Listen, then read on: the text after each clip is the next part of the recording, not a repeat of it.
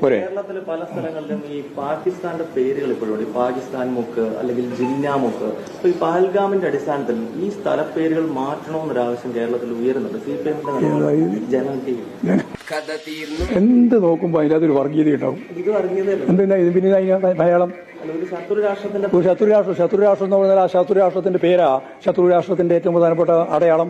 നമ്മുടെ നാട്ടിൽ ഇടുന്നതിലൊരു അത് ഉള്ളതെന്തിനാ ഇല്ലാണ്ടാക്കാൻ പോകുന്നതെന്നാണ് ഞാൻ ചോദിക്കുന്നത്. സംഘർഷം ഉണ്ടാക്കാൻ വേണ്ടിയിട്ട് മനസ്സിന്റെ ഉള്ളിൽ ഒരേ ഒരു ഈ വിഷം മാത്രമേ ഉള്ളൂ. ആ വിഷം എന്ന് പറയുന്നത് എങ്ങനെ സംഘർഷം ഉണ്ടാക്കാം, ജനങ്ങളെ എങ്ങനെ തമ്മിലടിപ്പിക്കാം, ഇതാണ് നിങ്ങളുടെ മുഖമുദ്ര. ബി ജെ പിയും RSSും സംഘപരിവാർ വിഭാഗവും എല്ലാ കാലത്തും ചെയ്തുകൊണ്ടിരിക്കുന്നത് ജനകീയമായ ഐക്യത്തോടെ മുന്നോട്ടേക്ക് പോകുന്ന ഒരു രാജ്യത്ത് അതിന്റെ ഏറ്റവും പ്രധാനപ്പെട്ട ഒരു കേന്ദ്രമായ കേരളത്തിൽ എങ്ങനെയാണ് ജനങ്ങളെ പരസ്പരം തമ്മിലടിപ്പിക്കുക എന്നുള്ളതിന്റെ വിഷം ഉച്ചിക്കാൻ വേണ്ടിയിട്ടാണ് നടന്നുകൊണ്ടിരിക്കുന്നത്. അതിന് ഇപ്പോൾ ഈ പറയുന്ന ഭീകരാക്രമത്തെ ഉപയോഗിക്കുകയാണ്. ഭീകരാക്രമത്തെ അതിശക്തിയായിട്ട് എതിർക്കണം.